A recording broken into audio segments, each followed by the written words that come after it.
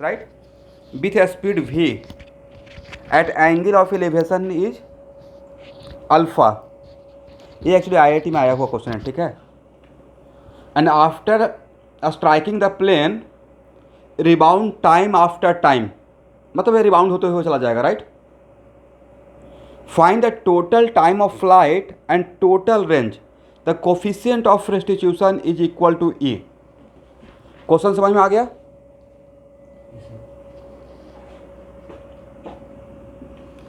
ये आईआईटी का सब्जेक्टिव कभी रहा है 90 से 2000 के बीच में, आपको मिल जाएगा centre of mass of college में, ठीक है। इस क्वेश्चन का खासियत ये है कि प्रोजेक्टाइल भी हो गया और कोलिजन भी हो गया। तो हम लोग यहाँ से प्रोजेक्ट किए हैं और एंगल ऑफ प्रोजेक्शन अल्फा है, राइट।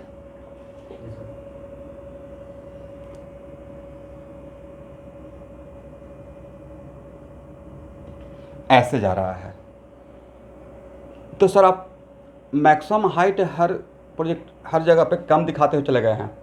तो एक्चुअली कोलिजन जो है वो इलास्टिक नहीं है, इनइलास्टिक है। कोफिशिएंट ऑफ रेस्टिट्यूशन दिया हुआ है, राइट। तो क्या आफ्टर फर्स्ट रिबाउंड क्या उतना ही हाइट उतना ही रहेगा, बाई डायरेक्शन का कंपोनेंट, या कम होते जाएगा? तो इससे पहले क्या क्वेश्चन करवाए थे, सिर्फ ऐसे प्रोजेक्ट किए थे, right. And time after time, तो उसमें यहाँ पे अगर v से किए, करेक्ट। तो मेरा सबसे पहला क्वेश्चन है कि इनिशियल बाई कंपोनेंट क्या रहेगा? तो सर v साइन अल्फा रहेगा। Is it correct? एकदम जस्ट जो फेंके हैं आप सब लोग सुन पा रहे हैं। इनिशियल x कंपोनेंट क्या रहेगा? सर v कॉस अल्फा रहेगा। But it is very important to note that कि मेरा मोशन है, मोशन अंडर ग्रेविटी, राइट। जिस टाइम पे कोलिजन हो रहा है उसको छोड़ दिया जाए तो बाकी तो मोशन अंडर ग्रेविटी, जब तक ये यहाँ पे है, वैक्यूम में है, एयर भी नहीं सोच रहे हैं। इसका मतलब है कि यहाँ इस ड्यूरेशन में कहीं भी फोर्स का एक्स कंपोनेंट है, इवन कोलिजन के टाइम पे भी। जिस टाइम पे कोलाइड भी करता रहेगा तो बिकॉज आपका सरफेस फ्रिक्शन लेस है, राइट। तो फ्रिक्शन लेस होने की वजह से यहाँ पे फ्रिक्शन तो लगेगा नहीं, तो सिर्फ यहाँ इस पे फोर्स कौन सा लगेगा? Impact force, normal contact force only, right. इसका मतलब होल टाइम ऑफ मोशन में Fx 0 है, और अगर Fx 0 रहेगा मतलब Ax 0 है, और अगर x 0 है मतलब Vx कांस्टेंट है, राइट। पहला बात तो ये सीखे। किसी को डाउट यहाँ तक? इसका मतलब यहाँ से यहाँ, या यहाँ से यहाँ, या यहाँ से यहाँ, जहाँ तक वो जा रहा है उस केस में उसका एक्स कंपोनेंट वेलोसिटी का चेंज नहीं होगा। Is it correct everyone? चलिए, अब it is very important to note that कि आपको बताया गया था कि जिस स्पीड से प्रोजेक्ट कर, यहाँ देखिएगा, तो उसी स्पीड से वो स्ट्राइक करता है प्रोजेक्टाइल। तो अगर v स्पीड से प्रोजेक्ट करें तो v स्पीड से ही तो स्ट्राइक करेगा। तो यहाँ पे अल्फा है, करेक्ट। तो ए एंगल कितना रहेगा? 90 माइनस अल्फा, या उतना छोड़िए, ये एंगल अल्फा है तो ए भी तो एंगल अल्फा रहेगा, आमने सामने का एंगल। तो चलिए फर्स्ट कोलिजन का मैं बात कर रहा हूँ। तो कोफिशिएंट ऑफ रेस्टिट्यूशन हम लोग किस डायरेक्शन में लगाते हैं? तो कोफिशिएंट ऑफ रेस्टिट्यूशन के लिए मैं सरफेस को 2 मान रहा हूँ और प्रोजेक्टाइल को मैं 1 मान रहा हूँ, समझे। इसका नाम 1 दे दिया और सरफेस का नाम 2 दे दिया। तो क्या फर्स्ट कोलिजन के लिए ये लिख सकते हैं? यही था ना, v2 by minus v1 by equal to minus e. देखिए फार्मूला पे केयर कर लीजिएगा, मैंने सही लिखा?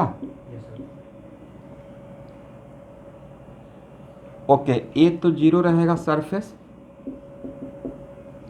तो minus v1 by equal to what, minus e, बोलिए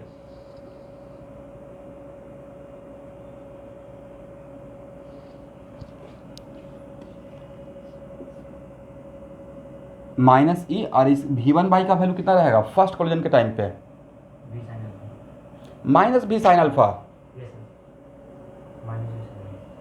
यहाँ पे V साइन अल्फा, बट यहाँ पे जब कोलाइड कर रहा है तो कोलिजन के टाइम पे तो जस्ट बिफोर कोलिजन, तो ये V है, तो यहाँ से यहाँ तक का एंगल कितना हो जाएगा 90 प्लस अल्फा, राइट। तो V cos 90 plus alpha minus हो जाएगा ना, माइनस V साइन अल्फा। किसी को प्रॉब्लम? अब माइनस, यहाँ देखिए minus minus becomes plus, minus minus becomes plus, और आगे में माइनस लगा हुआ, क्या इसके साथ माइनस हो जाएगा? तो भाई V1 बाई, यहाँ देखिए V1 बाई कितना हो जाएगा, EV साइन अल्फा। अब it is very important to note that कि अगर सिर्फ इसका बाई मोशन का केयर किया जाए, बाई मोशन का, मोशन अंडर ग्रेविटी, या पिछले क्लास में भी तो एक क्वेश्चन इस टाइप का करवाए थे ना। तो ए फर्स्ट कोलिजन के पास V1 after first collision V1 by EV sine alpha है, तो आफ्टर सेकेंड कोलिजन कितना आया था, याद है आप लोग को? जहाँ तक मुझे याद है कि after second collision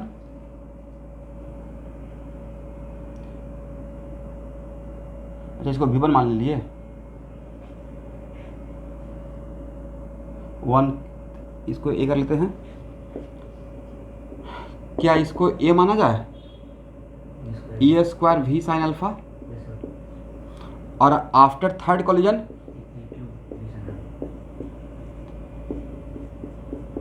collision V1 by double dash कर देते हैं, यहाँ पर डबल डैश, यहाँ पर ट्रिपल डैश, मतलब ये सीक्वेंस चलते रहेगा, राइट।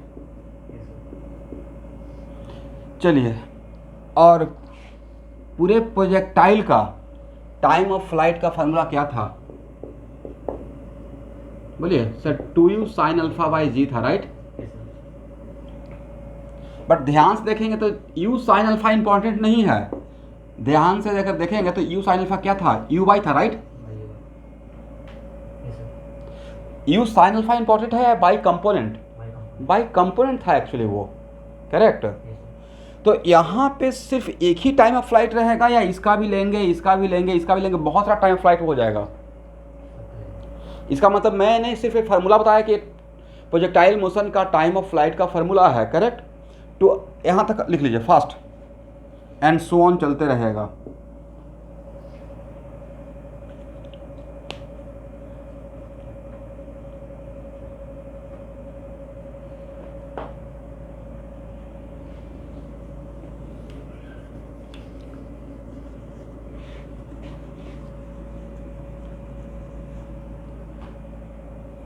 हो गया ना, इसको हटाएं।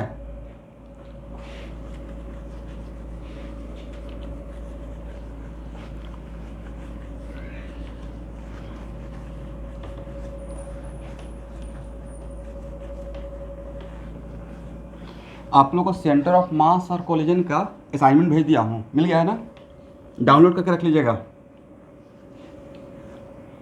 अब मेडिकल वाले आप बनाना स्टार्ट कर सकते हैं, और मेडिकल वाले अपना देख लीजिए कि उसमें जितना तक अभी तक कवर कर चुका हूँ थ्योरी, वो आपके लिए मच मोर हो गया है, इससे ज़्यादा आपको नहीं चाहिए, ठीक है। बट एक आध थ्योरी जो है मास वेरिएशन का, वो लास्ट में देख लेंगे। एनीवे, तो यहाँ पे total time of flight, total के लिए क्या लिख सकते हैं, T1 इसका time of flight plus T2 plus T3 and so on. ये क्या हो जाएगा sir, V sine alpha 2V sine alpha by G plus 2 EV sine alpha by G plus 2 E square V sine alpha by G and so on कर दें last तक। तो total time of flight कितना हो जाएगा, इसमें से क्या कॉमन ले सकते हैं, 2V sine alpha by G common ले लीजिए। इससे पहले का क्वेश्चन जो था उसमें देखिए मैं एक टर्म छोड़कर ऐड करना शुरू किया था, क्योंकि उसमें सिर्फ आने का था, आने और जाने का नहीं था, बट इसमें सब में जा भी रहा है, आ भी रहा है, जा भी रहा है और आ भी रहा है, राइट। सब में time of accent, time of distance सब दोनों मिला हुआ है, राइट। तो 1 plus E square and so on, correct. And obviously coefficient of restitution का वैल्यू क्या रहेगा, लेस देन 1। कहाँ तक जाएगा सर, अगर कुछ नहीं पता चल रहा मतलब इनफाइनाइट मान के चलते हैं, ये जीपी का इनफाइनाइट टर्म का सीरीज है, राइट। इसका वैल्यू क्या होगा, sum total equal to 2v sine alpha by g, यही था ना, 1 माइनस ई, और क्या था, 1 by 1 minus e, right, 1 by 1 minus e. एक तो ये पहला ऑब्जेक्टिव तो बन गया, जिसमें निकालना था टोटल टाइम ऑफ फ्लाइट। और रेंज का तो ये था ना कि जहाँ से प्रोजेक्ट किया वहाँ से हॉरिजॉन्टल डिस्प्लेसमेंट, राइट। यहाँ तक लिखिए, इसको हटाएं इस तरफ,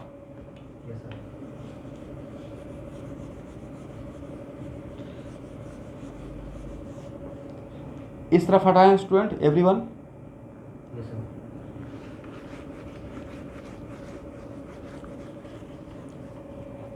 चलिए ax 0 है तो क्या डेल्टा x के लिए फॉर्मूला लगा सकते हैं, you x T plus half A x T square, A time तो 0 ना।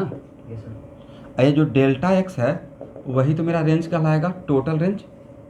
और यू एक्स चेंज हुआ है, v कॉस अल्फा, और टाइम यहाँ पे क्या लेंगे सर, ए वाला टाइम लेंगे, right, total time of flight. तो कितना हो जाएगा, 2v sine alpha by g into 1 by 1 minus e. तो ये हो गया v square sine 2 alpha by g 1 by 1 minus e. This is the answer. तो आप बोलते थे कि दो प्रॉब्लम है, जो सब्जेक्टिव था उसको दो बढ़िया जेई मेन का ऑब्जेक्टिव में कन्वर्ट किया जा सकता है।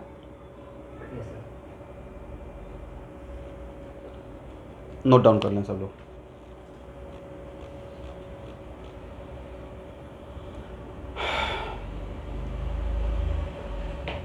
तो actually this is the beauty of IIT, मतलब वो लोग क्वेश्चन, जब क्वेश्चन बैंक बनाइएगा तो फ्रेमिंग जो क्वेश्चन का किया जाता है बड़ा मतलब मिक्स करके, और उलूल जुलूल टाइप का क्वेश्चन नहीं रहेगा। जैसे डीसी, हम किसी का नाम नहीं लूँगा, लेकिन आप लोग अरिहंत का भी फॉलो करते होंगे, कोई जिसका उसमें बहुत है, बट एक होता है ना, जैसे एच सी वर्मा का क्वेश्चन बनाइएगा, बड़ा साफ सुथरा क्वेश्चन लगेगा, राइट।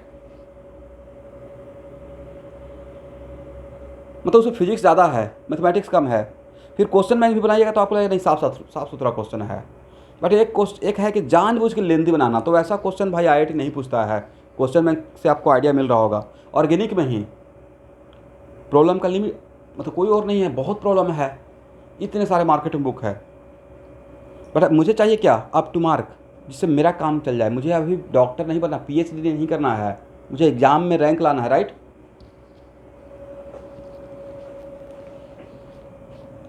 हो गया। अब कुछ स्टूडेंट जैसे मुझसे पूछते भी हैं, सर कौन कौन सा बुक। मेरा क्वेश्चन रहता है कि बहुत मिनिमम से मिनिमम बुक का नाम बोलें। अब वो जानबूझ के इंसिस्ट करते रहते नहीं सर ये ले ले, क्या, मैं फिर लिख देता हूँ ठीक है ले लीजिए, क्योंकि बुक है तो कोई खराबी तो करेगा नहीं। हम लोग खाने पीने पे इतना खर्च कर लेते हैं, तो बुक खरीदने से तो कोई ख़राब है नहीं। बट तैयारी का एक बाउंड्री होना चाहिए। ज़्यादा बुक लीजिएगा कन्फ्यूज ज़्यादा रहिएगा, बर्डन ज़्यादा फील कीजिएगा, आईक्यू लेवल डेवलप नहीं हो पाएगा। फिजिक्स का ही 5 बुक आपसे कवर हो पाएगा, जितना टाइम जितना लोड है अभी, तो उतना ही काम करें जिससे कि आप क्वेश्चन बनाकर आप एंजॉय करें और आपका कॉन्सेप्ट डेवलप हो जाए, राइट। क्योंकि टीचर भी क्लास में प्रॉब्लम ले रहे हैं।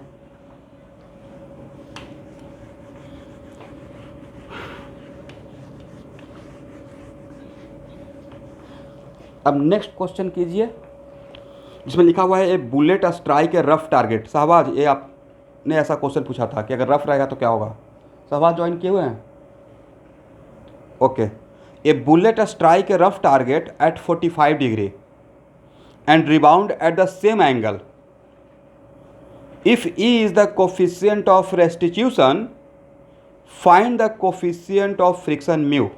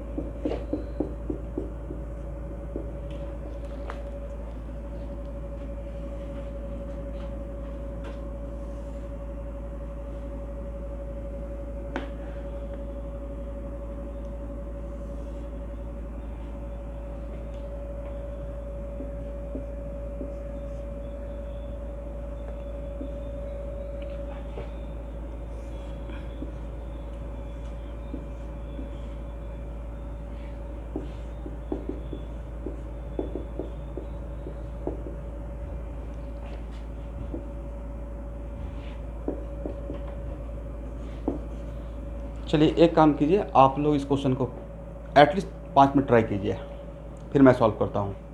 ट्राई करेंगे?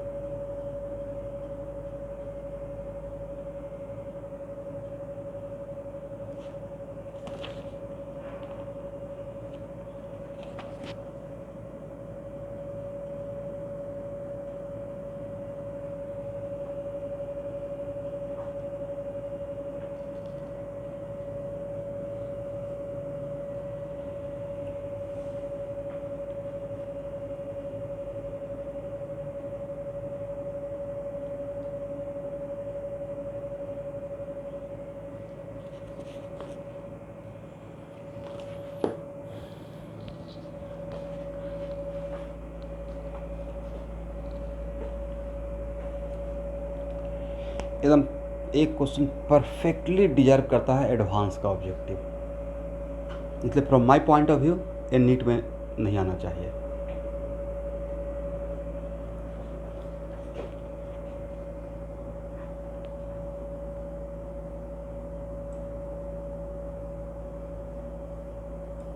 हर्षराज,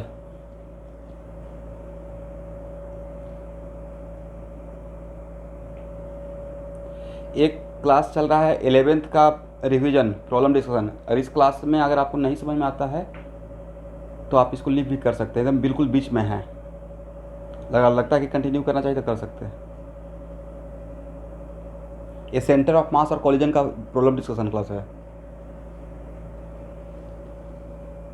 तो देख लीजिए, अगर क्लास करने से तो फ़ायदा ही होगा, ख़राब तो होगा नहीं, बट मैं आपको बता दिया कि मैं क्या पढ़ा रहा हूँ। हाँ ठीक।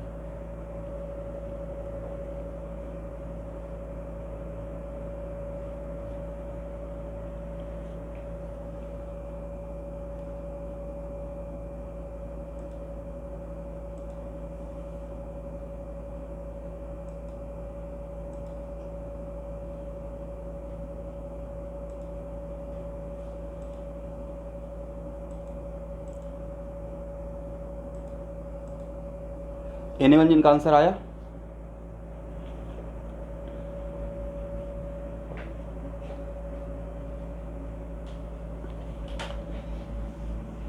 ये आप ऑलरेडी इस टाइप का क्वेश्चन मैं करवा चुका हूँ।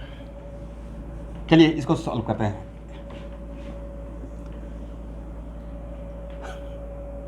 आंसर तो ई का वैल्यू ही नहीं पता है तो 1.7 कैसे आएगा Shubhankar?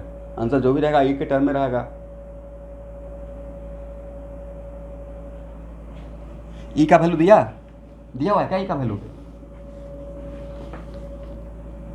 Okay, it is very important to note that ये एग्जैक्टली मुझे वैल्यू नहीं पता है, मैं निकाल के देखता हूँ। अब आप बना लिए हैं, अब मेरे साथ चलिए, ठीक है। एक्चुअल में यहाँ पे इसे हम लोग इस पार्टिकल को 1 मान लेते हैं जैसा सॉल्व करते हैं, और सरफेस को 2 मान लेते हैं, करेक्ट? तो क्या यहाँ पे बोल सकते हैं V2y, सबसे पहले हम लोग एडवांटेज लेंगे कोफिशिएंट ऑफ रेस्टिट्यूशन का, और सारे स्टूडेंट बताएंगे कि coefficient of restitution 1 dimensional concept है, लेकिन 2 डायमेंशनल कोलिजन के लिए भी अप्लाई कर सकते हैं। लेकिन इसका अप्लाई करने का तरीका है कि इसको सिर्फ आप एक ही डायरेक्शन में अप्लाई कर सकते हो, वह है डायरेक्शन ऑफ इम्पैक्ट, राइट? तो यही तो है by axis direction of impact. यहाँ तक हो गया? तो अगर इसका बिल्कुल at the time of collision, जिस टाइम पे कांटेक्ट में है, उस टाइम का अगर फ्री बॉडी डायग्राम आपसे पूछा जाए कैसे बनाइएगा, तो सर फ्री बॉडी डायग्राम उस टाइम का अगर पूछा जाए तो एन तो ऐसे रहेगा और एक एफ के भी रहेगा, है या ना? क्योंकि सरफेस रफ है, राइट? और यहाँ पे जो एफ के रहेगा वो नॉर्मल वाला फ्रिक्शन रहेगा या इम्पल्सिव फ्रिक्शन रहेगा? जैसे कोई एरोप्लेन लैंड करता है, इम्पल्सिव रहेगा। आपको बताया था ना कि फ्रिक्शन भी इम्पल्सिव हो सकता है। और भाई यहाँ पे एक mg रहेगा इस पार्टिकल का, तो नहीं था कि n के रेस्पेक्ट में mg को इग्नोर करके काम करेंगे? ऐसा पहले भी आपको बताए थे, इस टाइप का क्वेश्चन करवाए थे। इम्पल्सिव फोर्स पे इम्पल्सिव फोर्स जब पढ़ा रहे थे तो 2-4 क्वेश्चन लिए थे इस टाइप का, करेक्ट ना? तो यस, तो यहाँ पे एफ के का एग्जैक्ट वैल्यू आपको पता है, एन का एग्जैक्ट वैल्यू पता है? नहीं पता है, राइट? बट कोई बात नहीं है, ये तो बोल सकते हैं ना कि sir F K equal to mu into N लिख सकते हैं, पता नहीं है बट ये बात तो लिख सकते हैं। इसका मतलब है कि जब हम लोग अलोंग बाई एक्सिस फोर्स का बात करेंगे तो किसके रेस्पेक्ट में किसको इग्नोर करके चलेंगे? एन के रेस्पेक्ट में एमजी को इग्नोर कर देंगे, बजा इम्पल्सिव के रेस्पेक्ट में नॉन इम्पल्सिव फोर्स को जनरली इग्नोर कर देते हैं, करेक्ट? चलिए ये लिख सकते हैं V2y minus V1y equal to minus E U2y minus U1y,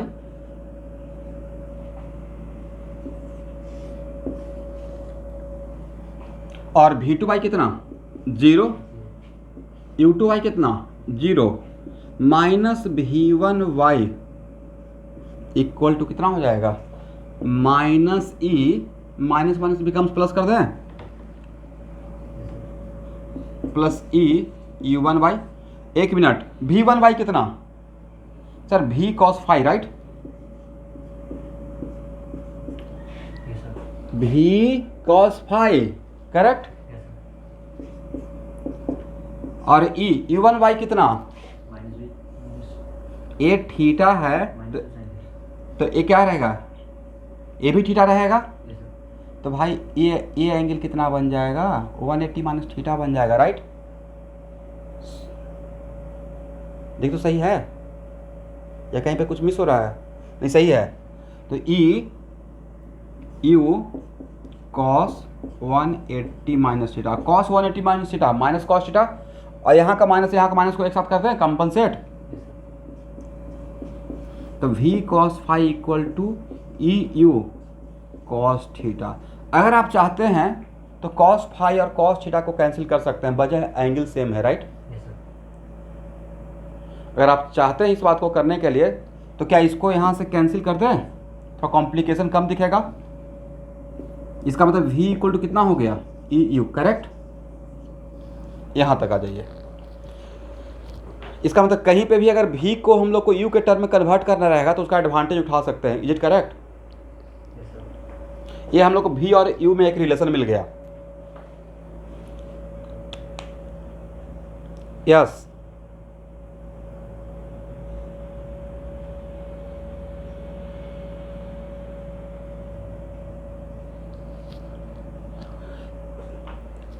actual में प्रैक्टिकली बर्निल जिस टाइम पे यहाँ पे ये स्ट्राइक करेगा थोड़ा सा घिसीटेगा, ठीक है।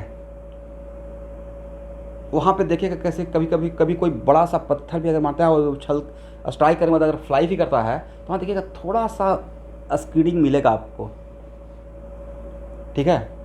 तो ये मैं नहीं बोल रहा हूँ, ये प्रैक्टिकली है। अदरवाइज एक minute, it is very important to note that कि देखते होंगे जब हम शाम में रात में जाइएगा, अगर कहीं से आप फ्लाई कर रहे हैं तो देखिएगा कि एरोप्लेन पर लैंड करता है तो लैंड करते ही उसका एक चिंगारी निकल लेता है टायर से थोड़ा सा। इसका मतलब अगर वो प्योर रोलिंग रहता तो नहीं निकलना चाहते, इसको जरूर थोड़ा सा टायर घिसीटा है, राइट। इसका मतलब ये है कि अगर थोड़ा ये प्रैक्टिकल है तो मुझे लगता है कि यहाँ पे एफ ना हो के एफ के होना चाहिए उस मोमेंट पे, ठीक है।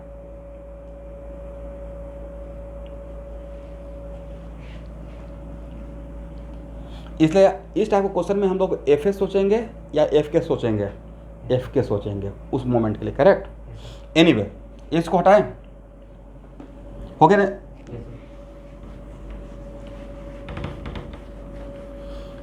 अब next question, delta P x. यहाँ देखिए सब लोग, डेल्टा पी एक्स क्या है सर? डेल्टा पी एक्स आई एक्स है, इम्पल्स का x component, right. Delta P x क्या है?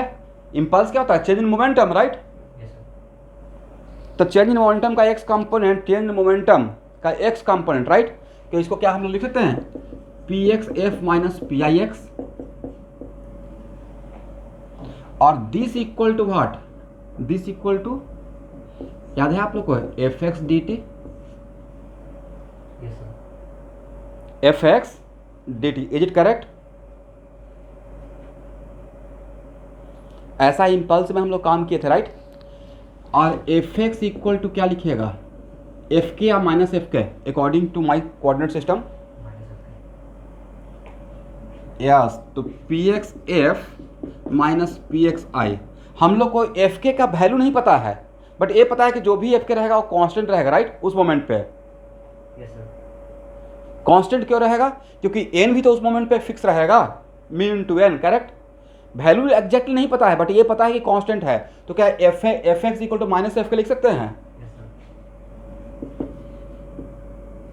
तो माइनस एफ के को क्या बाहर निकाल लें, और डी टी का इंटीग्रेशन कोलिजन का टाइम मान लेते हैं, कोलिजन टाइम इज टॉ। ये नहीं पता है कोलिजन टाइम, तो लेकिन टॉ से इंडिकेट किसी से भी कुछ तो 10 नैनो सेकेंड, 1 नैनो सेकेंड, 2, कुछ जितना देर का भी है, तो जी टी का इंटीग्रेशन तो टी ही रहेगा ना। ये टी क्या है? Time of collision, duration of collision, duration of collision, correct. चलिए पी एक्स एफ कितना? पी एक्स एफ सर भी साइन फाई, देखिए तो सही है। पी एक्स एफ एम भी साइन फाई मैंने लिखा, एक मिनट, ए फाई है तो कितना रहेगा? 90 माइनस फाई रहेगा। तो एम भी साइन फाई, और इनिशियल क्या रहेगा?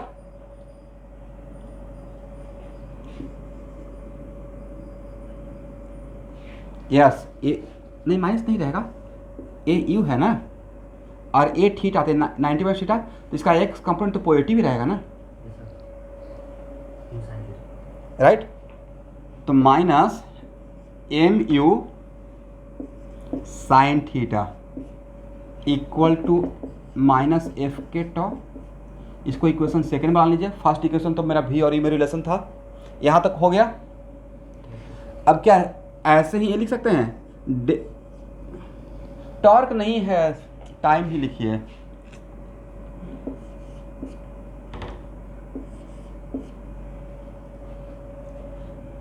चलिए मैंने ऐसे थोड़ा स्टैंडर्ड अच्छा लगने के लिए टॉ बोल दिया था, कोई बात नहीं, टाइम लिखिए। Where T is the duration of collision, right. In similar fashion,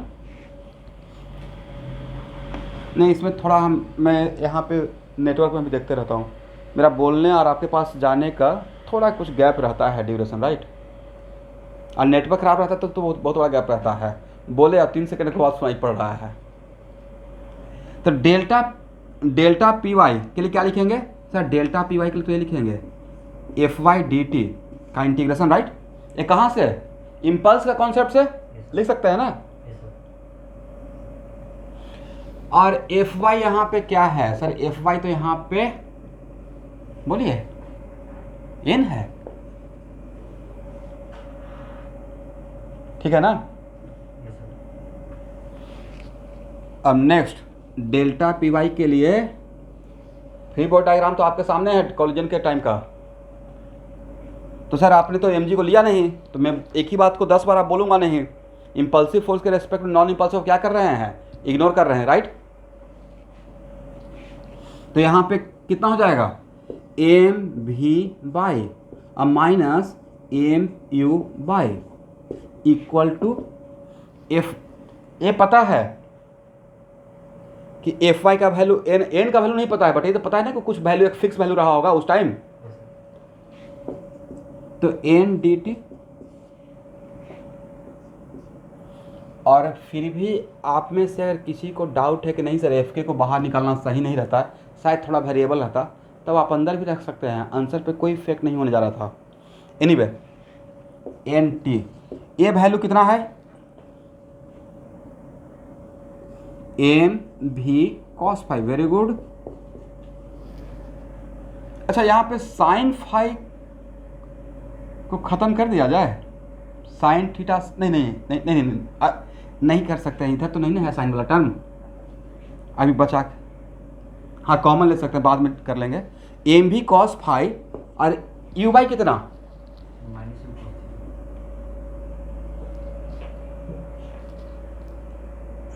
एक यस, क्योंकि यहाँ पे ए थीटा तो ए भी थीटा, तो कितना रहेगा? 180 माइनस थीटा, और cos u cos 180 minus theta, ये बाई कंप्लीट रहेगा तो माइनस कॉस थीटा हो जाएगा। तो यहाँ पे माइनस, ये माइनस खत्म कर दें, माइनस माइनस बिकम्स प्लस।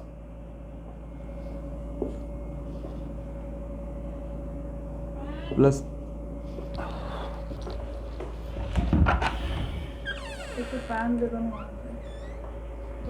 एक मिनट लेके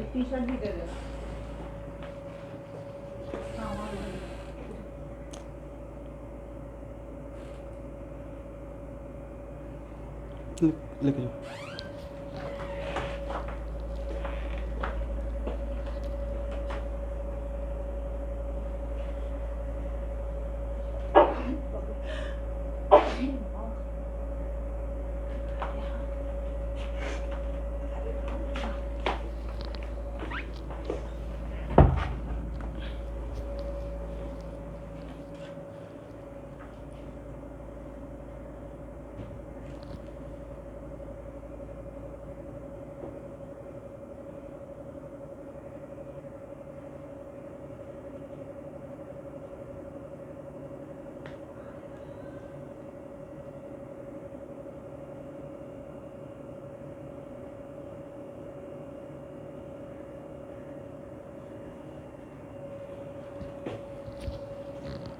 चलिए कितना हो जाएगा?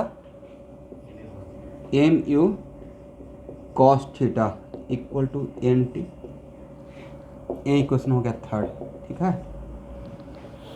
चलिए equation third divide by second first.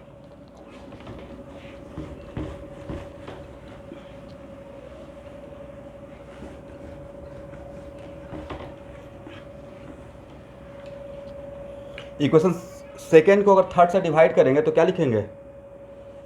M भी sine five minus M U sine theta equal to minus F K T, इसको डिवाइड करके लिख दीजिए एम भी cos five plus M U cos theta. Is it correct student? और मैं एक line लिखने से बचने के लिए कोशिश कर रहा हूँ। यहाँ तक सबको समझ में आ गया कि डिवाइड कर दिए, टी से टी खत्म हो गया, राइट। और टी से टी खत्म हो जाएगा, एफ के बदले क्या लिख सकता हूँ, म्यू इंटू एन। तो एन से एन भी खत्म हो जाएगा। इसका मतलब हुआ कि म्यू इक्वल टू क्या हो गया, म्यू इक्वल टू हो गया, इस माइनस को यहाँ भेज दें एडजस्ट करके। और अगर आप लोगों को प्रॉब्लम नहीं है तो इसको ख़त्म कर दें, सबका वैल्यू तो 1/√2 ही रहेगा, राइट। और एम को भी कैंसिल कर सकते हैं, तो कितना हो जाएगा, u माइनस भी और divided by v plus you. और आपके पास v का वैल्यू तो पता है, v का वैल्यू कितना था, e इंटू यू, राइट।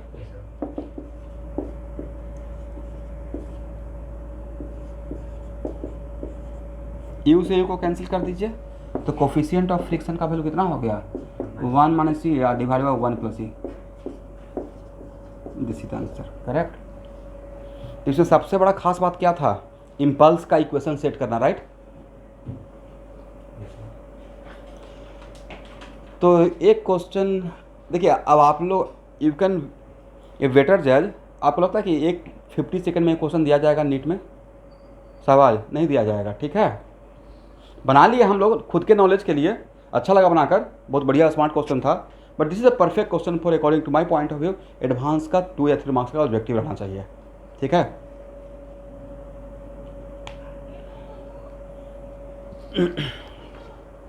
अब चलिए लास्ट क्वेश्चन जो है, 3 क्वेश्चन आज भेजे थे, लास्ट क्वेश्चन का ट्राई कीजिए।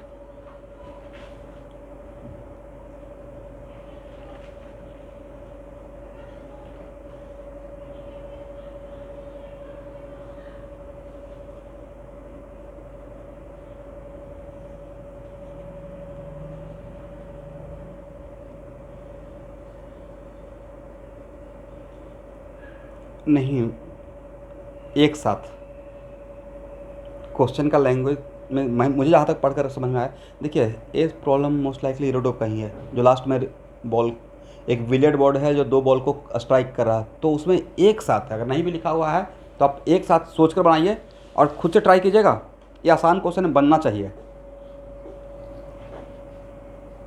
ट्राई कीजिए, नहीं बनेगा तो मैं बनाऊँगा, 2 मिनट एटलीस्ट ट्राई कीजिए, 3 मिनट ट्राई कीजिए, क्वेश्चन पे थिंक ही कीजिए, डायग्राम बनाकर, फोटो खींचकर।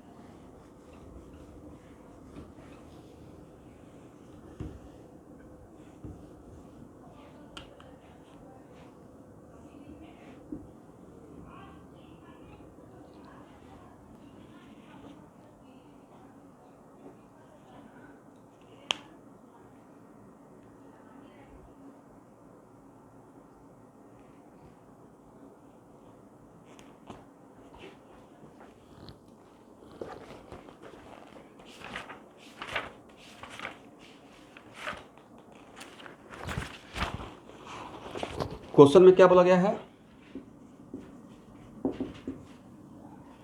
2 billiard ball stand at rest and the third ball is make to strike them. Strike them जो टर्म था, साइमल्टेनियसली लिखा हुआ है, स्ट्राइक देम साइमल्टेनियसली, मतलब दोनों के साथ कोलिजन एक साथ करेगा, राइट, साथ साथ करेगा। And is observe to remain at rest after the impact, इसका मतलब जिसने जाकर कोलाइड किया वो रेस्ट में आ गया, correct. Prove that coefficient of resistance equal to 2/3, the balls are frictionless, right, smooth.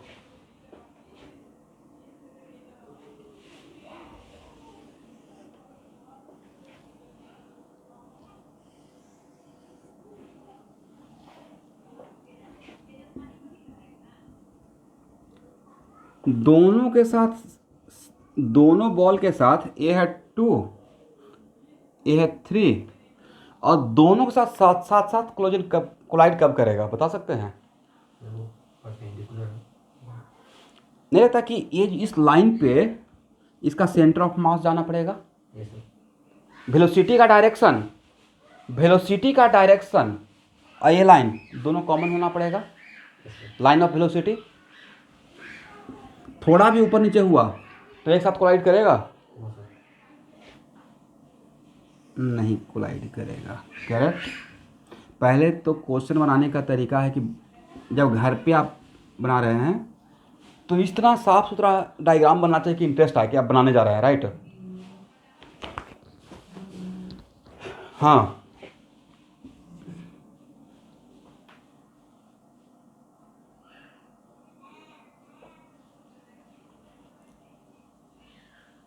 अच्छा,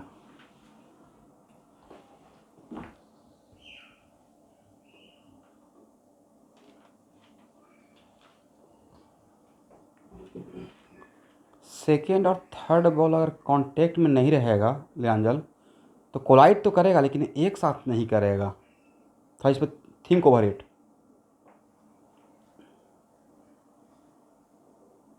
यस यस यस, ये कर सकता है, ऐसे रहेगा बिल्कुल, फिर से वही रहेगा कि अगर बीचों बीच वाला लाइन पे जाते रहेगा तो नहीं।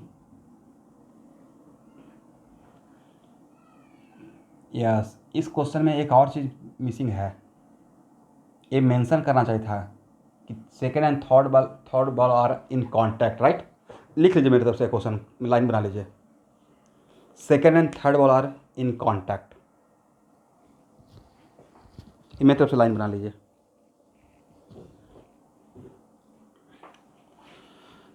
चलिए, तो मैं मान रहा हूँ कि सब और बिलियर्ड बॉल है तो सब तो आइडेंटिकल ही मास का रहेगा ना। तो अगर इसका मास m है, इसको 1 मानते हैं m, तो इसका भी क्या रहेगा, m रहेगा, इसका भी m रहेगा, राइट।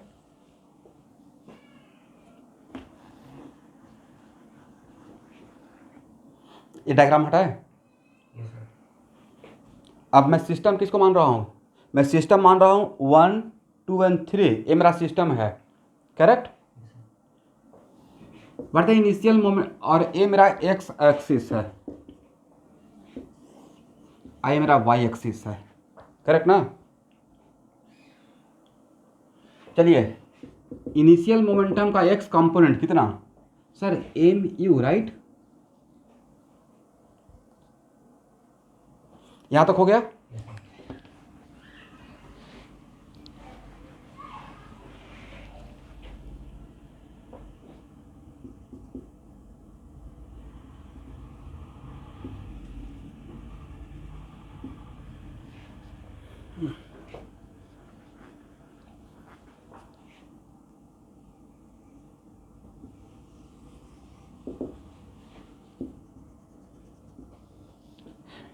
यहां देखिए,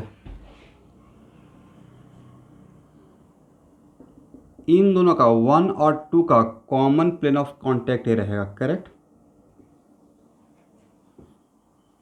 तो लाइन ऑफ इम्पैक्ट क्या बनेगा स्टूडेंट, इस पे परपेंडिकुलर, इसके साथ मतलब normal reaction on 2 due to 1 ये रहेगा।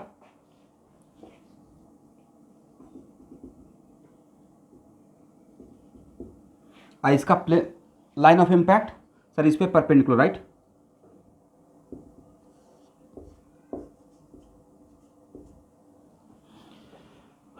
अब नेक्स्ट क्वेश्चन, कोई भी पार्टिकल फर्स्ट लॉ से जैसे है वैसे ही रहना पसंद करता है अनटिल अनलेस कोई एक्सटर्नल फोर्स ना लगे। तो नहीं लगता कि जैसे ही कोलाइड करेगा और साइमल्टेनियस कोलिजन होगा तो 2 को किधर जाना चाहिए, इस लाइन के अलॉन्ग, किसी को प्रॉब्लम?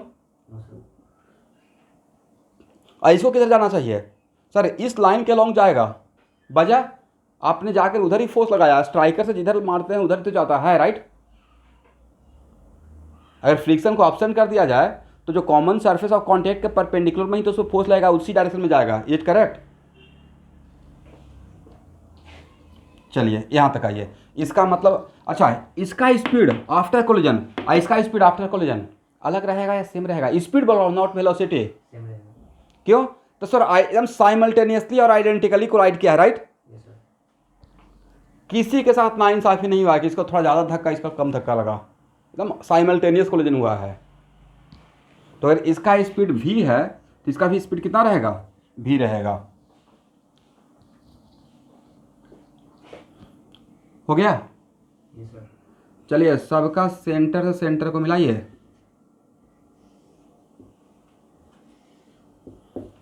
सेंटर से सेंटर को मिलाते हैं at the time of collision, नहीं था कि कोलेटरल ट्रायंगल बन गया। अगर इसका रेडियस r है तो यहां से यहां तक का 2r,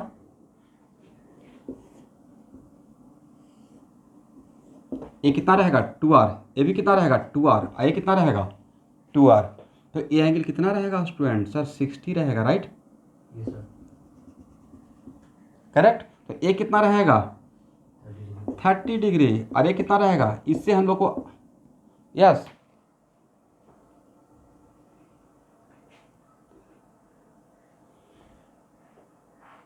बड़ा समस्या है। बिलियर्ड बॉल में जनरली हम तो मैंने खेला नहीं है, but generally all balls are identical, right? Question में तो बोला हुआ है यस। बिलियर्ड बॉल में सारे बॉल जहाँ तक मैं देखा हूँ कि सारा मतलब ग्रीन कलर का रहता है ना, मोटा मोटी ग्रीन या वाइट जो भी रहता है, तो सब आइडेंटिकल रहता है, राइट? या ऐसे भी रहता है छोटा बड़ा? तो बिलियर्ड बॉल बोलना ही समझ में आ गया था कि आइडेंटिकल है, राइट? ओके शुभंकर, चलिए ये बताइए अब ये 30 डिग्री मानेंगे? ये था मेरा इनिशियल वेलोसिटी का line, this is the line of initial velocity, right? और मैंने प्रूव कर दिया कि सर जिस टाइम पे टच में है, कांटेक्ट में आया, उस टाइम पे सबका सेंटर से मिला देते, now it becomes equilateral triangle. इसका मतलब है कि यहाँ पे ये जो लाइन ऑफ इम्पैक्ट था वो कॉमन एरिया के परपेंडिकुलर है, वो उसको अगर सेंटर से सेंटर मिलाते हैं तो यही तो है। इसका मतलब है कि इस वेलोसिटी का इस लाइन के साथ इनिशियल जो लाइन था जिसको मैंने एक्स एक्सिस माना, क्या इस एंगल को 30 डिग्री बोला जाए? और इसको भी कितना माना जाए? 30 डिग्री। मैंने एंगल यहां देख लिया, राइट? बिल्कुल ये 60 का बीचों बीच वाला लाइन है ज्योमेट्री से। तो सर यहां देखिए दो बात हो गया, एक तो एंगल निकल गया, दूसरा due to symmetricity symmetrical collision इसका स्पीड को मैंने कम वेलोसिटी नहीं स्पीड को कॉमन रखा। यहां तक हो गया? अब next p i x equal to p f x. P i x कितना? M u. P f x कितना? आपको पता है ना कि फर्स्ट बॉल रेस्ट में आ जाएगा। तो क्या ये लिख सकते हैं एम भी कॉस 30 अब प्लस एम भी कॉस 30। मैं दो बार क्यों लिखा सर? एक बार आपने बॉल सेकंड के लिए लिखा, एक बार आपने बॉल थर्ड के लिए लिखा, राइट? तो E equal to what? 2v cos 30। तो क्या यहां से v मिल गया? U equal to 2v cos 30 का √3/2। तो v इक्वल टू कितना? एक ऑब्जेक्टिव तो बन गया। How much? U by √3। पहला ऑब्जेक्टिव तो बन गया। सेकंड क्या है? कोफिशिएंट ऑफ रेस्टिट्यूशन निकालना है। तो भाई कोफिशिएंट ऑफ रेस्टिट्यूशन निकालने के लिए हम लोग कौन सा डायरेक्शन लेना पड़ेगा? Line of impact, right? और coefficient of restitution at a time दो ही बॉडी के बीच में ले सकता है ना, या एक ही साथ तीन बॉडी? तो मान लेते हैं कि कोफिशिएंट ऑफ रेस्टिट्यूशन के लिए मैं 1 और 2 को पकड़ रहा हूं। For applying the concept of coefficient of we are considering the ball first and second, right? तो लाइन ऑफ इम्पैक्ट मेरा ये है। It is very important to note that this is the line of impact, right? इसलिए अगर coefficient of restitution का concept लगाते हैं तो आपको इस लाइन के अलॉन्ग लगाना पड़ेगा, ना कि along by axis. By axis के अलोंग आपको कोएफिशिएंट ऑफ रेस्टिट्यूशन कोई लाभ पहुंचाएगा? कोई लाभ नहीं देगा, राइट। तो इस डायरेक्शन में क्या मान लिया जाए? कोई मान लेते हैं समथिंग लाइक, जब डायरेक्शन नहीं पता तो ई, करेक्ट ना। तो क्या लिख सकते हैं? V2 E minus V1 E equal to U2 E, sorry, minus U2 E minus U1 E।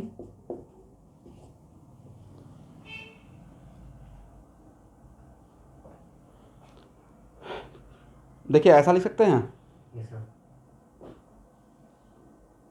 It is very important to note that A तो जीरो रहेगा, ठीक। First of all comes into rest,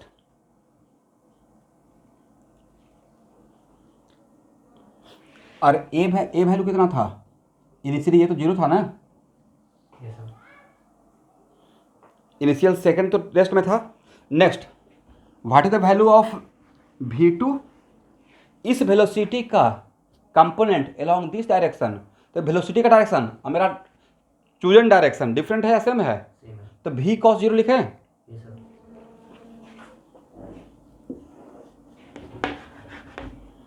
V cos zero equal to minus E, और इसका value 1 का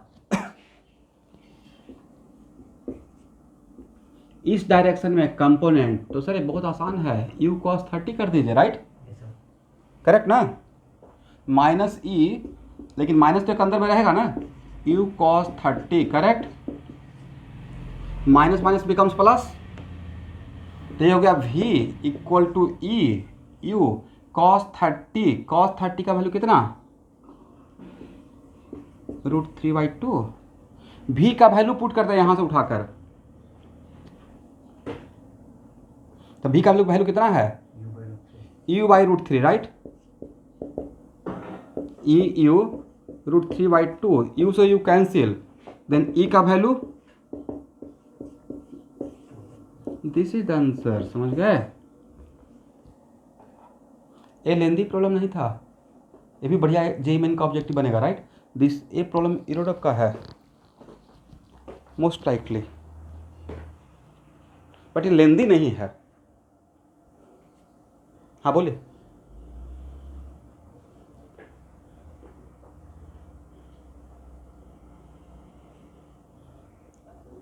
but actually देखिए आप जो बोल रहे हैं वो एक्चुअली स्पिन करने से 120 तभी बनाएगा जब उसमें रफ रहेगा, फ्रिक्शन रहेगा, राइट।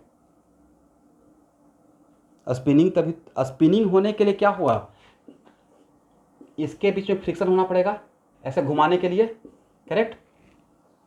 बिना फ्रिक्शन का घूम पाएगा? नहीं घूम पाएगा।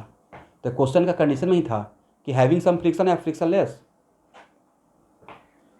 अगर देखिए तो प्रैक्टिकली सर, तो प्रैक्टिकली तो ऑब्वियसली रियल में तो रफनेस रहेगा ही। प्रैक्टिकली लगता है कोई सरफेस 100% फ्रिक्शनलेस रहेगा? इवन ग्लास भी 100% फ्रिक्शनलेस नहीं रहेगा, बर्फ भी नहीं रहेगा, राइट। फ्रिक्शनलेस ही रहेगा तो क्या उस पर चल पाएंगे थोड़ा भी? इसलिए एक्चुअल फैक्ट, लेकिन अगर ये बिलियर्ड फ्रिक्शन अगर कंसिडर करते हैं तब स्ट्राइक करता, ऑब्वियसली जब इसके स्ट्राइक करने के बाद घूमते हुए स्पिनिंग मोशन करते हुए आगे बढ़ता तो एक हो जाता कॉम्प्लिकेट, थोड़ा सा कॉम्प्लिकेट होता। बट क्वेश्चन को आसान बना कर प्रोजेक्ट किया गया है और मुझे लगता है कि ये बिल्कुल डिजर्व करता है। मैं नहीं बोला कि परफेक्टली कि यही क्वेश्चन आ जाएगा, बट यहाँ से एक दिमाग तो ओपन हुआ कि ऐसा क्वेश्चन आएगा तो ऐसे प्रोसीड करेंगे, राइट।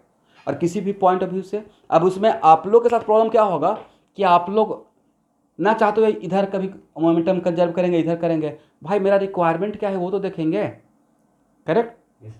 मैंने लॉन्ग एक्स एक्सिस को कंजर्व किया, मुझे यू और भी में रिलेशन चाहिए था, राइट, यू और भी में। और फिर मैंने इस डायरेक्शन में क्यों? क्योंकि जब तक मैं इस डायरेक्शन में अगर इस डायरेक्शन को नहीं कंसिडर करूंगा तब तक क्या ई टर्म इंट्रोड्यूस हो पाएगा इक्वेशन में? Because coefficient of residual concept किस डायरेक्शन के लिए फ्रूटफुल रहेगा? In the direction of line of impact. समझ गए एवरीवन? नोट कर लिए? चलिए इसको हटाएं। Yes sir.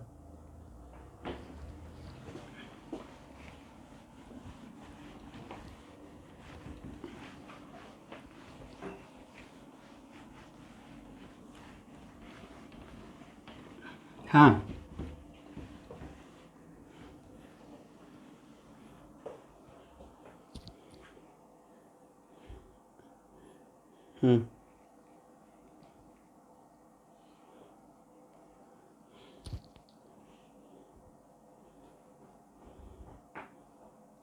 सेकेंड और थर्ड एक्स एक्सिस पे जाने का सिचुएशन, जो मैंने एक्स एक्सिस बनाया उस पे जाने का सिचुएशन है। ये तो लॉ ऑफ इनर्शिया को ही फेल कर देगा, राइट। जो वस्तु जैसे है वैसा ही रहना पसंद करेगा अनटिल अनलेस उस पर कोई एक्सटर्नल फोर्स नहीं लगे। और जब एक्सटर्नल फोर्स लगेगा तो जाना कैसे शुरू करेगा, जिस एक्सिस में फोर्स का इम्पैक्ट रहेगा। तो जब कोलाइड कर रहा है तो फोर्स क्या अलोंग एक्स एक्सिस है।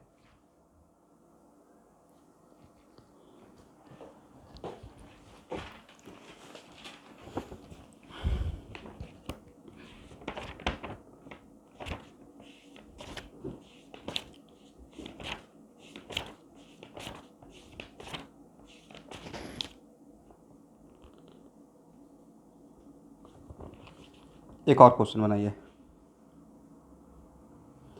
On a frictionless surface, question लिखिए।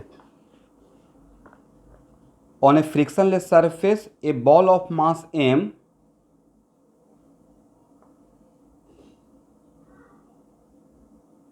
on a frictionless surface a ball of mass m moving at a speed v, on a frictionless surface a ball of mass m moving at a speed v makes a head-on collision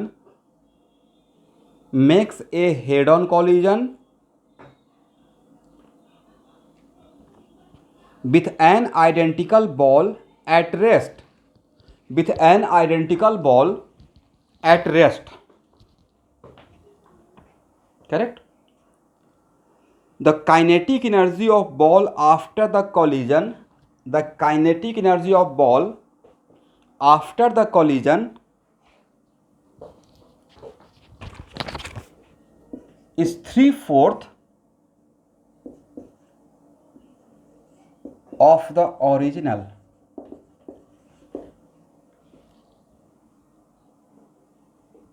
The kinetic energy of the balls after the collision is 3/4 of the original. Find the coefficient of restitution. Find out the coefficient of restitution. एक question perfectly NEET का है, सब लोग try कीजिए। इसको मैं solve नहीं करूँगा, आप लोग आंसर लाइए।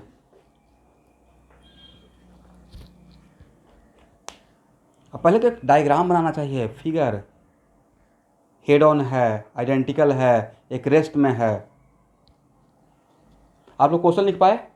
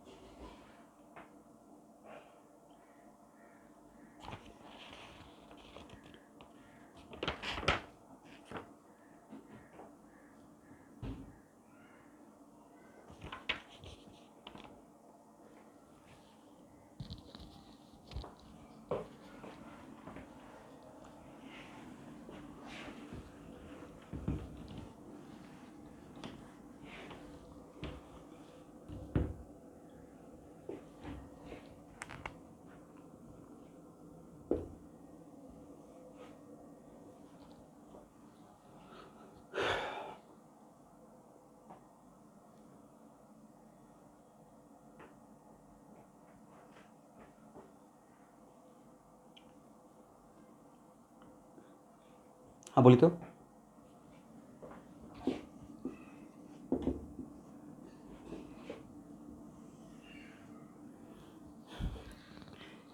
एक तो नहीं पता है ना, इसको a मान लेते हैं या 2 मान लेते हैं, इसको 1 मान लेते हैं, और u2 कितना 0 ना, और u1 इक्वल टू u1 रखते हैं, करेक्ट। यहाँ देखें, और हेड ऑन कोलिजन है भाई, इसका रेडीमेड फार्मूला है, व्हाट इज द प्रॉब्लम यहाँ देखना है। इसका तो already head on inelastic collision का रेडीमेड फार्मूला डेवलप किए थे, भूल गए क्या आप लोग। v1x इक्वल टू क्या था, क्या फार्मूला बोलिए, क्या फार्मूला था रोशन कुमार।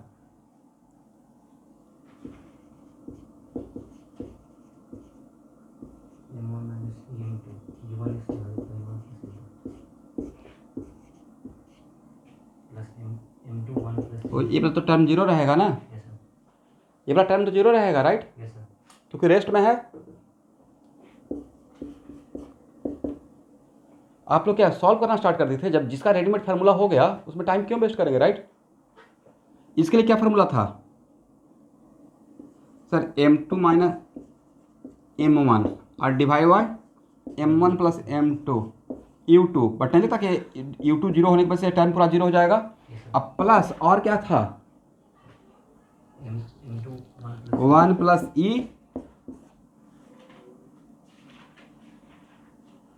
1 प्लस e के बाद m नहीं था,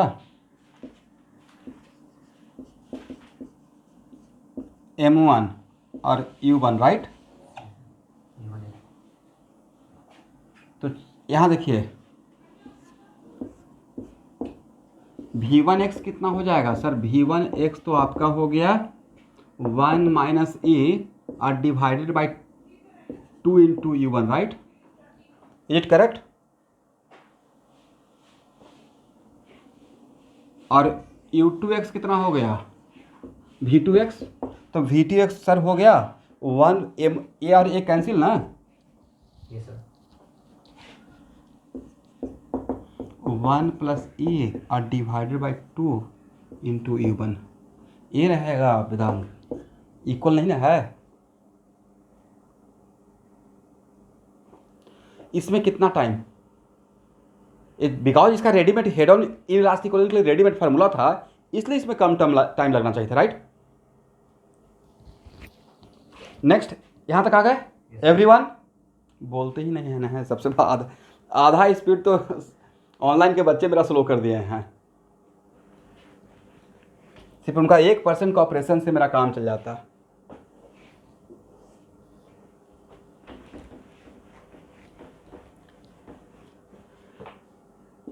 चलिए यही है ना,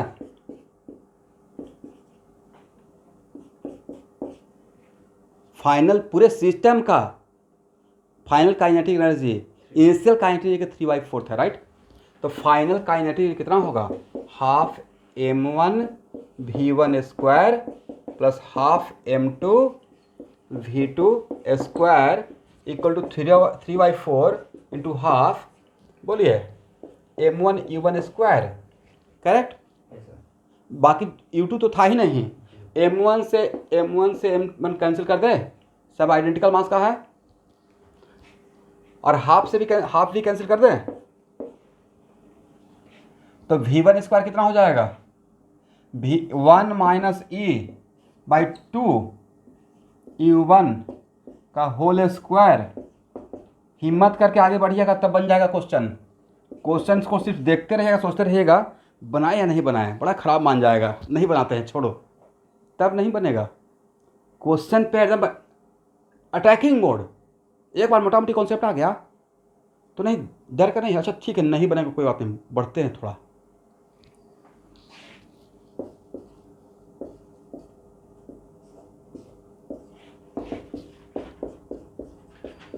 आपको नहीं था कि u1 स्क्वायर सब में कट जाएगा, u1 स्क्वायर बाहर आएगा, इसका भी u1 स्क्वायर, उसका कैंसिल कर दें, तो 1 माइनस ई का होल स्क्वायर बाई 4 अब प्लस 1 प्लस ई का whole square by 4 equal to 3/4, इस 4 से 4 को भी कैंसिल कीजिए।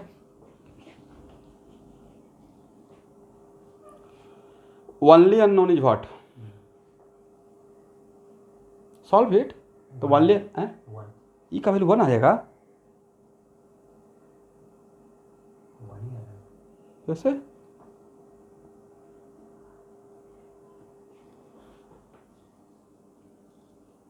ये तो नहीं आना चाहिए, 1 तो नहीं आना चाहिए। 1/2 1/√2। यस रोशन कुमार, देखो तुम ये कहावत मत करो कि एकदम किनारे में जाके डूब गए। ये कहानी सुनाए थे ना इंग्लिश चैनल का। Yes sir. क्वाड्रेटिक है, सॉल्व करना पड़ेगा, कोई शॉर्टकट थोड़े है। यहाँ पे कोई शॉर्टकट है या क्वाड्रेटिक को सॉल्व ही करना पड़ेगा। क्या हो जाएगा? 1 + e² minus 2e, right, plus 1 + e² अब plus 2e equal to 3। 2e और t कैंसिल, कितना हो गया? ये 2e² इक्वल टू 1। क्वाड्रेटिक में भी बढ़िया वाला क्वाड्रेटिक रखा है। एक था एकदम लेंदी वाला होता है जिसमें कि -b + -√d/2 कर रहे हैं। ये तो इतना बढ़िया था। तो e equal to 1 by plus -√2, minus तो लीजिएगा नहीं क्योंकि कोफिशिएंट ऑफ रेसिस्टेंस निगेटिव होता नहीं है। एक क्वेश्चन पक्का नीट डिजर्व करता है, ठीक है। इसमें खास बात क्या सर, फार्मूला याद रहेगा तो फटाक से 1 मिनट के अंदर बन जाएगा, राइट। और मेडिकल वाले बच्चे याद रखिएगा, वेक्टर से लेकर सेंटर ऑफ मास और कोलिजन तक 7 क्वेश्चन रहेगा और जितना पढ़ाया हूँ उसमें 7 का 7 बन जाएगा। उससे ऊपर बहुत ऊपर आप पढ़े हैं फिजिक्स में, जो 1 साल पहले से क्लास कर रहे हैं। मतलब नीट का एक्चुअल मैकेनिक्स का कंपटीशन टफ है। क्वेश्चन का लेवल बहुत आसान है, बहुत आसान क्वेश्चन आता है। लेकिन अनटिल अनलेस आप कैटलिस्ट का असाइनमेंट जो मेडिकल लेवल का है उसको सॉल्व कीजिएगा, तो जिस लेवल का एग्जाम देना है तो सर क्यों? क्योंकि आपको आसान क्वेश्चन पे स्पीड बनाना है, right.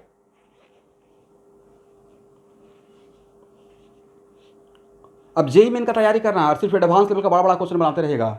It is very important to note that JEE Main का तैयारी करना है तो उसके लिए जेई मेन का टाइप का क्वेश्चन पे स्पीड बढ़ाना पड़ेगा। मतलब कम टाइम में कितना क्वेश्चन बना पाते हैं। सिर्फ एडवांस का बड़ा बड़ा क्वेश्चन बनाते रहेंगे, इसका मतलब आप रॉन्ग ट्रैक पकड़ लिए हो। एडवांस के लिए एडवांस का तरीका और जेई मेन के लिए जेई मेन का तरीका। नहीं सुनते हैं कि किसके पास नॉलेज इतना था, नहीं हुआ भाई, नॉलेज था बट उस नॉलेज के साथ साथ उसमें कुछ जोड़ना पड़ता है कॉम्पिटिटिव एग्जाम निकालने के लिए। सब्जेक्ट शुड बी बैलेंस्ड, कौन से एग्जाम के लिए क्या चाहिए, कौन से एग्जाम का पैटर्न क्या है। हो गया ना? Yes sir.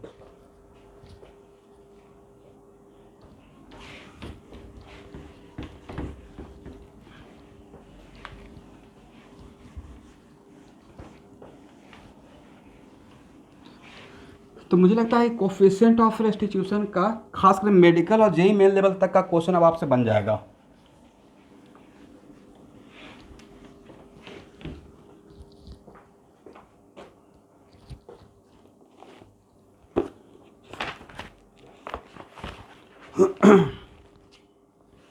एफसी भी निकालिए। अब जो क्वेश्चन सॉल्व करने जा रहा हूँ वो मेडिकल वाले बच्चे के लिए ऑप्शनल है, आपकी मर्जी है। आप ज्वाइन इसको बना भी सकते हैं, नहीं भी बनाने से काम चलेगा।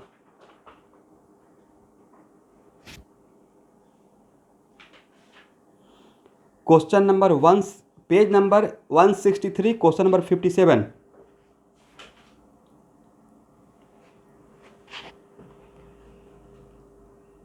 Page number 163, question number 57।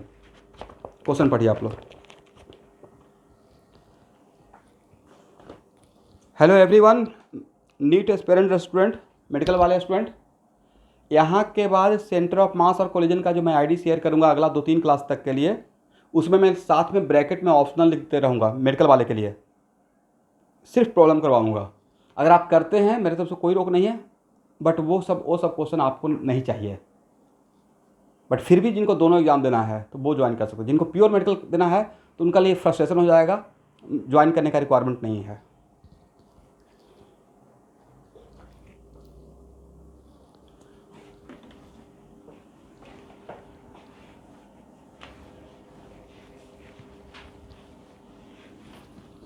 Question पढ़ लिए? Yes sir.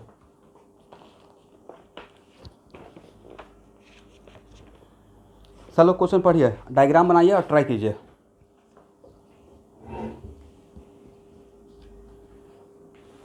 एक क्वेश्चन, हाँ पकड़े हुए हैं। एक क्वेश्चन नंबर कितना कितना नंबर है एच वर्मा का? 57। yes sir. अच्छा,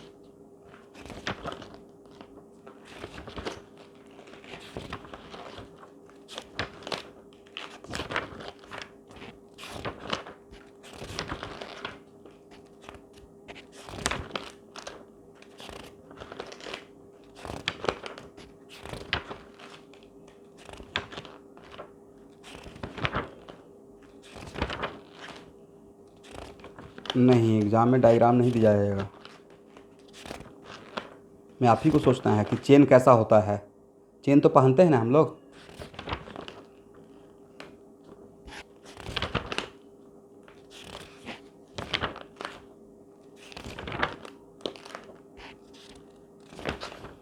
चलिए, एक इंटरेस्टिंग बात है कि ईरोडोम में भी सेम क्वेश्चन है जिसका नंबर है 157। तो आप इसको एच वर्मा का क्वेश्चन बोलिए या ईरोडोम का, एक ही बात है।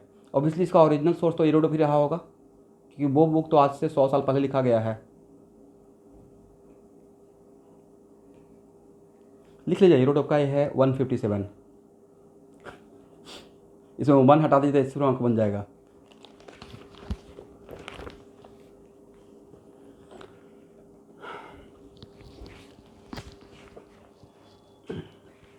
बस आप एक काम कीजिए, चेन का बहुत छोटा छोटा पार्ट जुड़ा रहता है, बहुत सारा उसमें एलिमेंट रहता है, राइट? yes sir. आप हर एलिमेंट का मोशन का ही एनालाइज कीजिए। लैंग्वेज तो समझ में आ गया है ना? yes sir. फॉर्म में हिप का मतलब एक ढेर बन रहा है, राइट?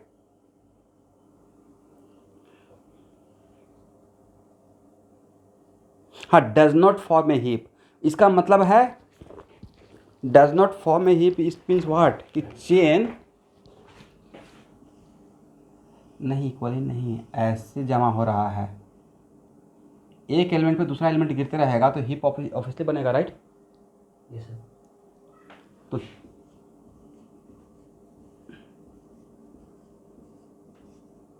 हाँ हाँ, मतलब हाइपोथेटिक, हालांकि ऐसा होगा नहीं लेकिन हाइपोथेटिकली ऐसा माना गया, राइट?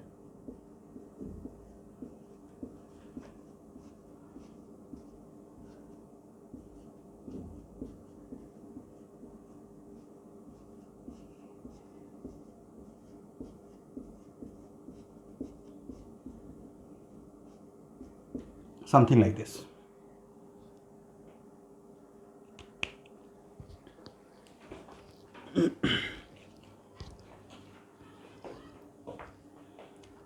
आप लोग को नहीं लगता कि सर जैसे ही उसको चेन को लीव करेंगे तो चेन का हर एलिमेंट फ्री फॉल रहेगा? yes sir. मुझे लगता है कि चेन का हर एलिमेंट फ्री फॉल रहेगा। चेन तो छोटा छोटा एलिमेंट्स बना हुआ ना, जो एलिमेंट मैं वहाँ दिखा रहा हूँ, राइट? yes sir. एक हुक में दूसरा हुक, दूसरा में तीसरा, तीसरा में चौथा, ऐसे जुड़ा हुआ रहता है। बट हर एलिमेंट के बीच में रिजिडली फिक्स नहीं है, रिजिडली बंधा हुआ रहता है, या एक दूसरे में ऐसे बस किया रहता है, एक दूसरे में ऐसे किया रहता है, राइट? तो जैसे ही छोड़ेंगे तो चेन का हर एलिमेंट का मोशन अंडर ग्रेविटी मतलब फ्री फॉल मोशन रहेगा, राइट? थोड़ा मैं हिंट दिया, आगे का आप कहानी आप देखिए।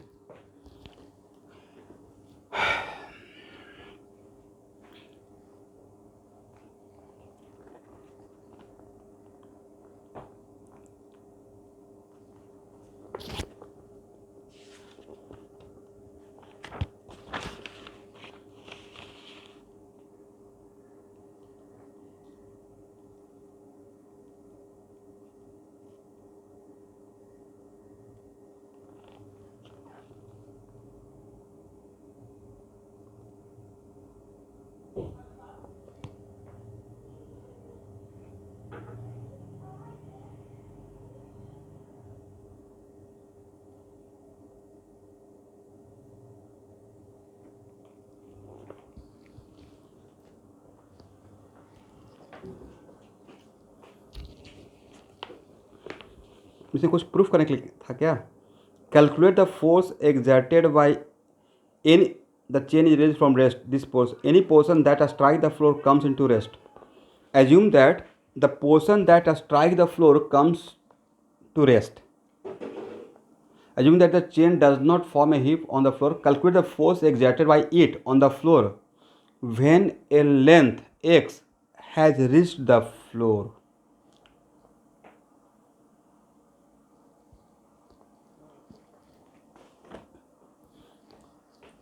चलिए स्टूडेंट इसको साथ में सॉल्व करते हैं, ठीक है।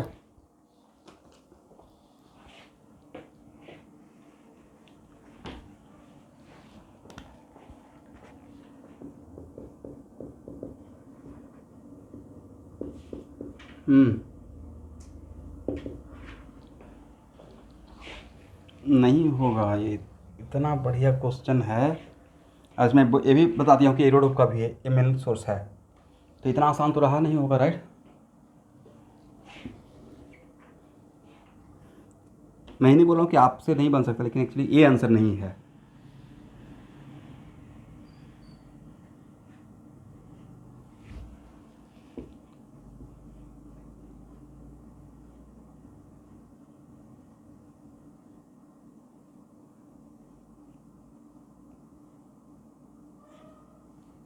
करेक्ट।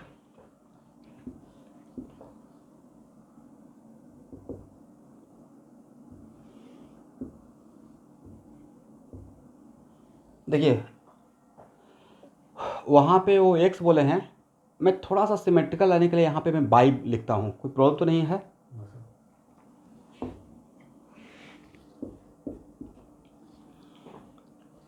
और ये चेन इन फॉर्म चेन है, तो लैम्डा मास पर यूनिट लेंथ के लिए क्या एम बाई एल लिख दें, टोट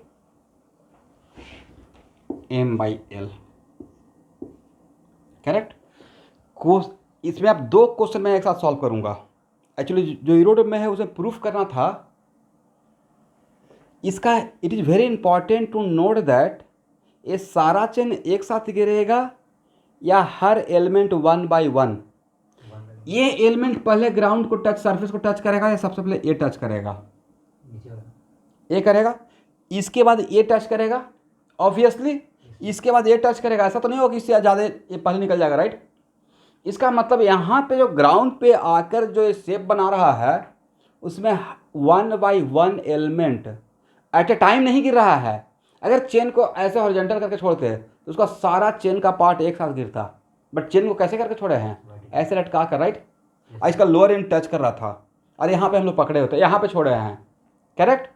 इसका मतलब है कि इसका हर एक element, but it is very important to note that हर एक element dm dm dm dm करके जमा हो रहा है, राइट। तो मान लेट अस सपोज यहाँ से यहाँ तक मान लेते हैं कि बाई पे एक मैं एलिमेंट ले रहा हूँ डी वाई का। Correct student everyone. तो इसके लिए क्या लिख सकते हैं, D M equal to lambda into D Y का मॉडुलस होगा ना।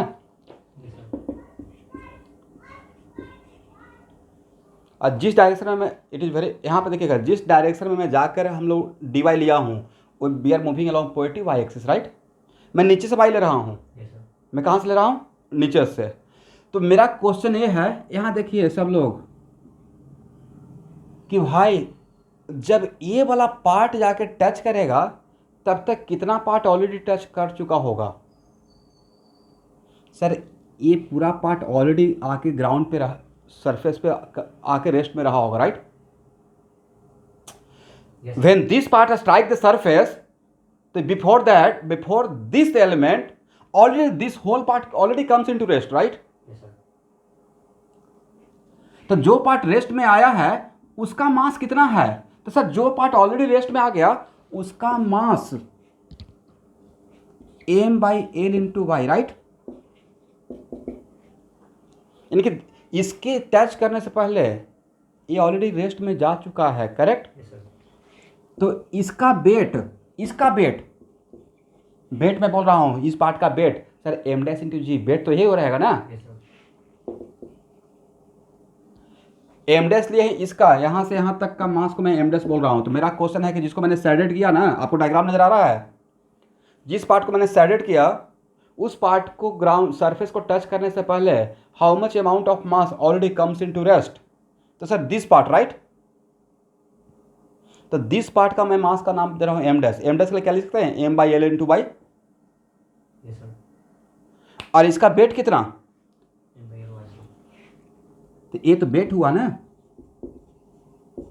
Yes, M by L into by into g, right.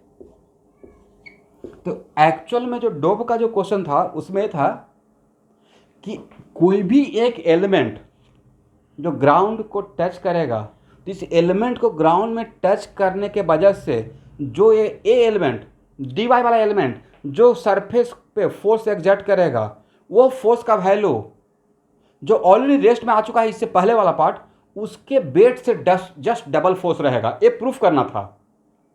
किससे जस्ट डबल, जो ऑलरेडी इस एलिमेंट से पहले रेस्ट में आ गया है उसके वेट से जस्ट डबल फोर्स एग्जर्ट करेगा। ये एक्चुअली प्रूफ करना था।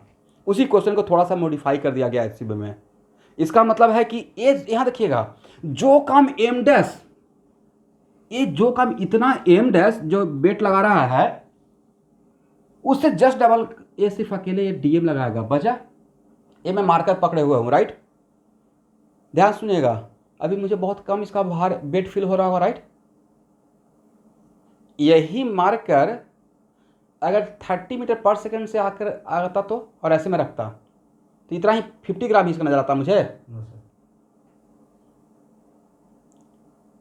भाई हो सकता है कि इसको पेनिट्रेट करते हुए निकल जाए, छोड़िए, तो रोकने का तो बहुत दूर की बात है लेकिन ये बुलेट का काम करेगा ना, यस सर, क्या या 50 ग्राम का ही काम करेगा। वही बात है, ये डीएम जिस टाइम पे जाकर यहाँ पे आएगा तो it is kind of collision होगा डीएम का,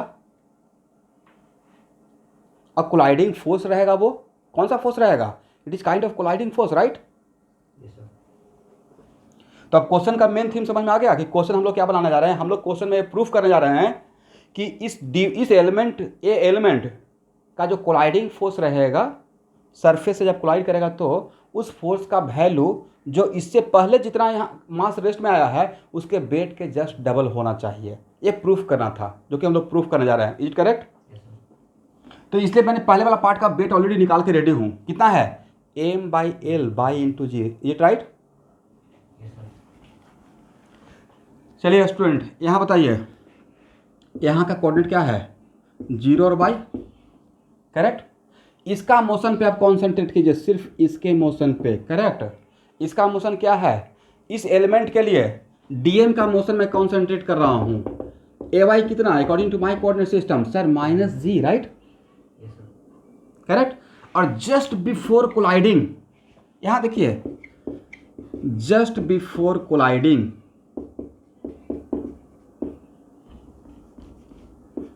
just before collision, what is initial coordinate dm का बाई, और final coordinate by coordinate 0। Yes sir, क्या यहाँ पे ए फॉर्मूला लगा सकते हैं, v y square equal to u y square plus 2ay delta Y.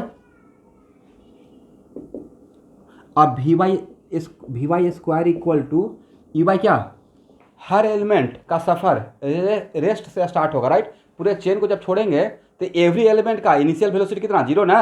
Yes sir, every element का initial velocity 0, कभी रेसिंग ट्रैक पे नहीं देखा है, ट्रैक पे रेसिंग देखिएगा तो ऐसे ट्रैक बना रहता है, एक यहाँ पे रहता है, एक यहाँ पे रहता है, यहाँ पे मैंने जो ऑब्जर्व किया है, राइट। या एक ऐसे रहता है, एक ऐसे रहता है, ऐसे एक ऐसे रहता है, बट सबका इनिशियल वेलोसिटी 0 रहता है। वैसे ही सब अपना अपना सफ़र शुरू किया है, बट स्टार्टिंग फ्रॉम रेस्ट। सब अपना अपना सफ़र शुरू किया है अलग अलग कोऑर्डिनेट से, but starting from rest, rest. तो इसको 0 कर दें, और ए वाई के लिए according to my coordinate system minus g, और डेल्टा वाई कितना sir minus y, right, yes sir, 0 minus y. Yes sir, then v y कितना सर, लेना तो चाहिए था प्लस माइनस आपको, राइट, बट यहाँ पे माइनस लेंगे, राइट। यस सर, नहीं, minus root two g y नीचे की तरफ आ रहा है ना, according to my coordinate system. ठीक है, मैं स्पीड नहीं लिख रहा हूँ, मैं बाई कंपोनेंट लिख रहा हूँ, राइट।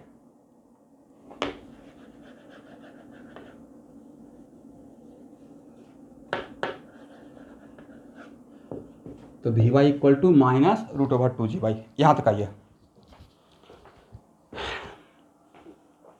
देखिए ऐसा प्रॉब्लम में जल्दीबाजी नहीं कर सकते हैं, बहुत समझा के बनाना पड़ेगा, नहीं तो फिर आपको समझ में ही नहीं आएगा। यहाँ तक हो गया? Yes sir. इसको हटाएं स्टूडेंट। अब चलिए just collision, just before, just after, तो जो डीएम है वो सरफेस पे जाकर नहीं जाए एक इम्पल्सिव फोर्स लगाएगा। तो क्या उसके लिए हम लोग ये लिख सकते हैं, मैं डीएम के लिए लिख रहा हूँ, इस डीएम के लिए क्या ऐसे लिख सकते हैं,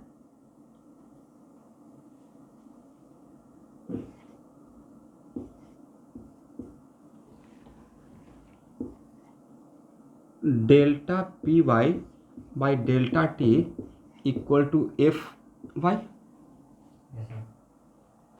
delta p y by delta t, जहाँ पे डेल्टा टी क्या है, average collision time, average time मान लेते हैं मोटा मोटी। Yes sir. तो delta p y minus delta p y by delta t equal to f y, ये मैं किसके लिए, डीएम के लिए, एक डीएम एक पार्टिकल है, करेक्ट। तो सर ये तो Newton second law of motion है, तो ये डीएम पे फोर्स कौन लगाएगा, डीएम पे फोर्स लगाएगा सरफेस, राइट। तो अगर डीएम पे मैं फोर्स निकाल लिया तो न्यूटन थर्ड लॉ से क्या डीएम जितना सरफेस पे लगाएगा वो निकाल लेंगे, मैग्नीट्यूड में सेम डायरेक्शन में, जस्ट अपोजिट। Yes sir. और डेल्टा पी वाई के लिए क्या लिखेंगे, everyone sir, delta p y के लिए तो आपको लिखना पड़ेगा m v y, correct, final, अब minus m v y initial, but m के जगह पे डीएम लिखेंगे नहीं, और डिवाइडेड बाई डेल्टा टी, यहाँ तक आइए, equal to how much, f y, and this is the force, this is the force acting on dm by the surface, is it correct? Yes sir. this is the second law of motion। चलिए ये value क्या बोले sir, इसको zero बोलना पड़ेगा आपको, right, क्योंकि collide करने के बाद just after collision comes element comes into rest, yes sir. Just after collision every element comes into rest, तो ये हो गया जीरो, डीएम वी वाई का इनिशियल कितना वैल्यू था, यहाँ देखिए माइनस रूट ओवर, चलिए करेक्ट ना, यस सर। और divided by delta T,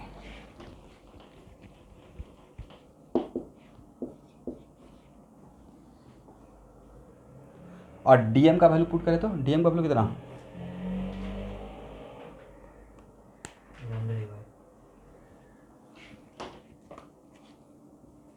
minus minus विकल्प प्लस कर दें, M by L d Y,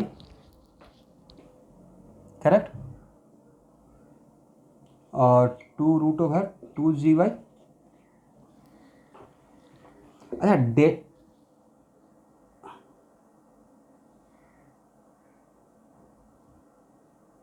O sorry 2 नहीं रहेगा, 2 नहीं रहेगा, ठीक है। अच्छा यहाँ पे एक चीज़ और करने से मेरे लिए थोड़ा हेल्प हो जाएगा, हालांकि नहीं भी करने से काम चलेगा, इसको dt कर दें, थोड़ा आसानी रहेगा, नहीं तब थोड़ा बहुत बढ़िया काम बन जाएगा। तो सर dt की जगह तो एक काम कीजिए ना, dpy कर दीजिए, राइट, और dpy के लिए लिख सकते हैं फाइनल माइनस इनिशियल, dp भी क्या है, change in momentum, yes sir. Change in, ऐसे तो लिख सकते हैं ना, तो उससे मेरे लिए आसानी ये रहेगा कि यहाँ पे dt आने से थोड़ा काम बढ़िया लगेगा। चलिए dy बाई dt क्या था, वी वाई।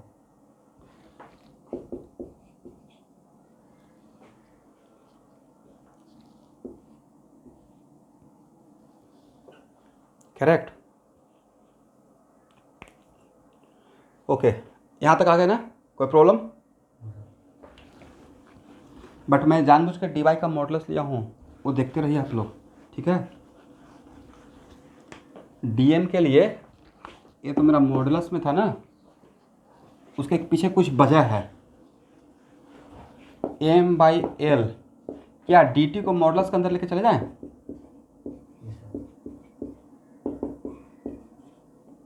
dy/dt कितना? dy/dt sir vy, right? Yes sir. dy/dt is vy, तो M/L vy मॉडुलस के अंदर, मतलब ये बाहर स्पीड बनकर निकलेगा, राइट? fy, स्पीड कितना था? ये यहाँ पे dy/dt के लिए vy, तो dy/dt vy कितना था? √2gy, right? Yes sir. जहाँ पे vy is the function of y, vy is the function of y, right? Yes sir. तो M/L √2gy, इसके बदले और पहले से एक √2gy था, इक्वल टू fy। कितना हो गया fy? 1/L M/L 2GY।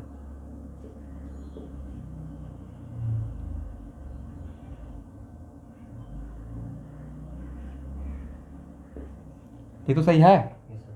ये क्या है? This is the force on element, ये है fy, this is the force on element due to surface. Yes sir. तो इसका जस्ट उल्टा क्या हो जाएगा?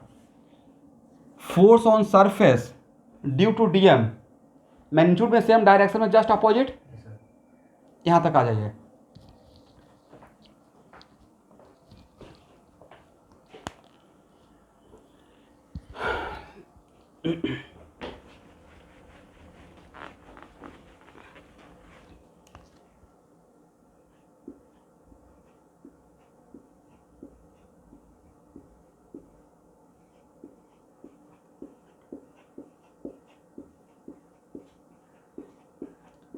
ये डीएम वाला पार्ट को स्ट्राइक करने से पहले ये एम डैश है। इसका अगर फ्री बॉडी डायग्राम बनाएंगे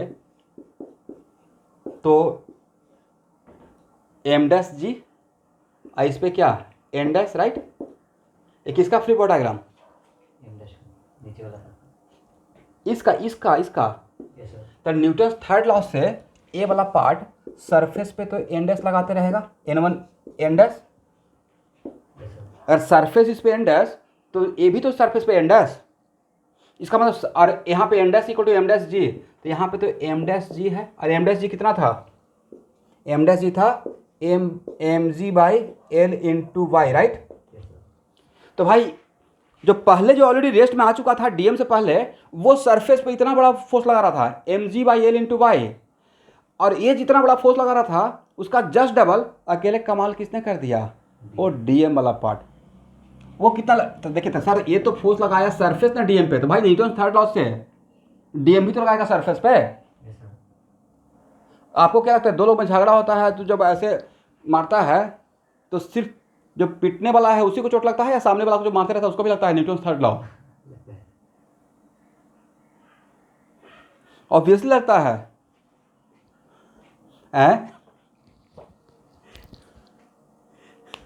वो तो बिल्कुल नहीं करता है, खास कर रजनीकांत को मूवी तो बिल्कुल काम नहीं करता है। चलिए तो यहाँ देखिएगा, तो यहाँ पे तो हो गया ना प्रॉब्लम सॉल्व। Yes sir. ये बहुत बढ़िया प्रॉब्लम था, इसमें सबसे बड़ा स्मार्ट काम था इसको जो चेंज करना, नहीं यहाँ पे। तो देखिए ये हो गया एक kind type problem, classical type का, कि हाँ इस टाइप के प्रॉब्लम के लिए बस एक बार बना लिए दिमाग ओपन होने के लिए। और लास्टली एचसीबी का प्रॉब्लम था, आईडोटो का भी था, तो बनाना बनता था, राइट? जो भी आईआईटी की तैयारी करेगा बिना ये क्वेश्चन को बनाए हुए आगे बढ़ेगा ही नहीं, बस बनाएगा ही बनाएगा। हर जगह के कोचिंग क्लास में डिस्कस होगा ही होगा। देखिए तो आंसर आ गया। यहाँ पे बाई की जगह पे यहाँ पे एक्स रहेगा आंसर में, हम लोग यहाँ पे बाई मान लिए हैं एक्सिस को। आंसर क्या है? 3mg/l। नहीं, आंसर में आप क्वेश्चन देखिए, आंसर तो क्या था? आंसर में था calculate total force exerted by, right? तो टोटल फोर्स एग्जर्टेड के लिए जो ऑलरेडी ए है, ए जितना फोर्स लगा रहा है, और डीएम वाला पार्ट, करेक्ट, वो मिलाकर। अब क्वेश्चन में क्या था? क्वेश्चन में था कि calculate total force exerted by, calculate the force exerted by it on the floor when A length x has reached the floor.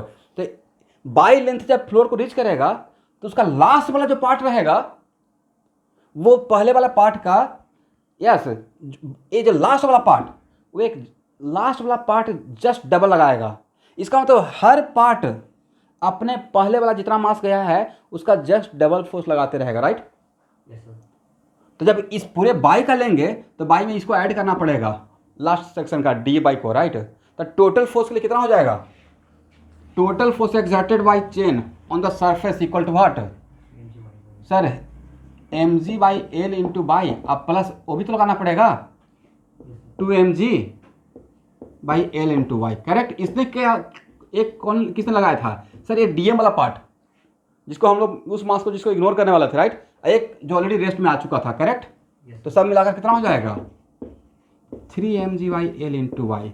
तो प्रूव हम लोग को जो टीचर सिखाया था उसे प्रूव करना था कि ए फोर्स का वैल्यू इससे डबल होता है। बाद में इसका एक और सेक्शन टोटल फोर्स कितना रहेगा, तो टोटल फोर्स ये रहेगा 3mg by L into y, right.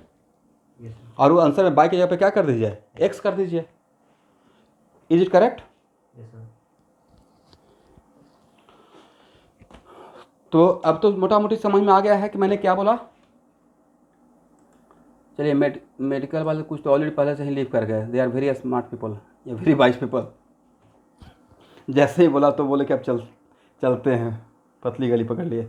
कोई बात नहीं है, नेक्स्ट क्लास से मैं लिख दूंगा ग्रुप में ही, क्योंकि ज्वाइन करने से फ़ायदा भी नहीं साहब। आज तो क्वेश्चन मैंने क्या बोला मैंने बोला कि भाई ये क्वेश्चन नहीं आएगा, क्योंकि मैं आपको मिसगाइड नहीं, अपना इंप्रेशन के लिए कि मैं समझा सकता हूँ, बना सकता हूँ, उसके लिए मैं आपको क्यों झुला दूंगा। तो जो क्वेश्चन कभी आएगा ही नहीं उसमें आप एनर्जी वेस्ट हो जाएगा ना लास्ट मोमेंट पे, उसको भी देखते रहिएगा। आपको लगेगा इतना बड़ा प्रॉब्लम आएगा, इतना बड़ा प्रॉब्लम कभी नहीं आएगा। आपको लगता है ये एडवांस लेवल का प्रॉब्लम है, राइट। चलिए आज के लिए इतना ही।